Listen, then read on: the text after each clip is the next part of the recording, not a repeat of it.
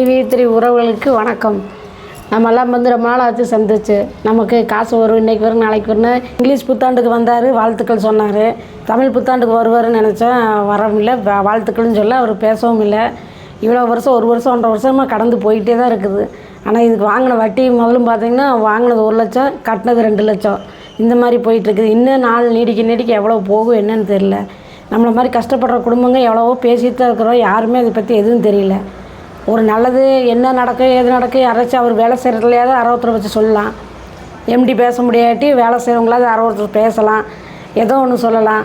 எதுவுமே இல்லை, எந்த இதுவுமே இல்லை. அவங்க பாட்டுக்கு அவங்க இருக்காங்க, நம்ம பாட்டுக்கு நம்ம இருந்துட்டுருக்குறோம். ஆனால் கடங்காரர் பார்க்கும்போதெல்லாம் நம்ம கம்பெனி ஞாபகம் தான் வந்துக்கிட்டே இருக்குது. டெய்லியும் நாமளும் சொல்லாத குறையில் அழுகாத குறையில் எல்லாம் பண்ணிட்டு தான் இருக்கோம்.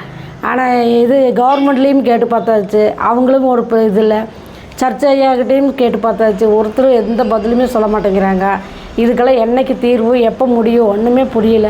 இல்லை நம்ம இந்த ஊர் உயிரோடக்க வரைக்கும் கிடைக்குமா, இல்லை அதுவும் இருக்காதான் தெரியல. இது நினச்சே நம்ம ஒரு வழி ஆயிடுவோம் போல். எப்போ வரும் என்ன வரும் எதுவுமே யாருக்குமே தெரியல. நம்ம 65 லட்சம் பேர் இருக்கிறான்னு தான் பேர், எதுவுமே தெரியல. இல்லை ஏதாவது ஒன்று என்ன இருக்குது கிடைக்கு, இல்லை இத்தனை வருஷம் கழிச்சு கிடைக்குன்னு ஏதோ ஒரு சின்ன தகவல் கூட யாருக்குமே தெரியாமல் எல்லாம் அவங்க பாட்டுக்கு எல்லாம் எடுத்தவங்க எடுத்துக்குவாங்க, அமைதியாக இருந்துக்குவாங்க. இல்லாதவங்க புலம்பிகிட்டே வீட்டோடு உட்காந்துக்க வேண்டியது நம்மள மாதிரியே. இதுக்கு ஏதாவது எல்லாம் யாரோ ஒருத்தர் பார்த்து தயவு செய்து எங்களுக்கு ஒரு நல்ல ஒரு விடிவு காலம் காமிங்க, எங்களுக்கு ஏதோ ஒரு முடிவு சொல்லுங்கள். மைவி3னால எல்லா சண்டையும் சச்சரவுமாக தான் இருக்குது வீட்டுக்குள்ளே கூட. எல்லா குடும்பத்துலேயும் அப்படி தான் இருக்கும்னு நினைக்கிறேன். இந்த மாதிரி இருக்கும்போது என்ன எல்லாத்துக்கும் ஒரு தீர்வு ஏதோ ஒன்று சொல்லணும். யாருமே எதுவுமே கண்டுக்கும்போது ஒரு ஜனங்களுக்கு தான் கவர்மெண்ட்டு ஜனங்களுக்கே எதுவுமே கண்டுக்கும்போது இத்தனை பேரும் கேட்குறாங்க. ஒரு லேடியெல்லாம் குழந்தையில வச்சுட்டு அவ்வளோ அழுகாச்சு எழுதாங்க. நாங்களும் தான் அழுதோம், ஒரு வயசானமாக அழுதுச்சு. எல்லோரும் தான் கேட்டால் யாருக்குமே எந்த பதிலும் இல்லை. இது எப்படி என்ன பதில் சொல்கிறது, என்னத்தை யாரையும் நாங்கள் சொல்கிறோன்னு எங்களுக்கே தெரியல. நாங்கள் நம்பிவிட எல்லாருமே மனுஷனாக பிறந்த ஆசைன்னு ஒன்று இருந்தால் இது 4 வருஷமாக கண்டினியூ நடந்துட்டு இருந்ததுனால நாங்கள் போட்டோம். ஆனால் கடைசியில் இப்போ பார்க்கும்போது இப்படி 3 வருஷத்தில் இப்படி டக்குன்னு 1.5 வருஷமாக நிறுத்தி விட்டாங்க. 3 வருஷமாக நல்லா கம்பெனி போயிட்டு இருந்தது. சுனாமியில் காசு வரும்போதெல்லாம் காசு கொடுத்து இருந்தார். எல்லாத்துக்கும் ஒருத்தருக்கு மட்டும் இருந்தால் அந்த ஊருக்காருக்கு மட்டும் அப்படின்ட்டு கொடுக்கல, எல்லாத்துக்குமே கொடுத்தாரு. நாங்களும் வாங்கி வெள்ளம் பிடிச்சது அந்த கரண்ட் இருக்காதுன்னு சொல்லி அந்த மாதிரி பண்ண மனுஷன் நல்லா ஒரு இது வரும்னு சொல்லி தான் நம்மளும் ஒரு ஆசைப்பட்டு போட்டோம்.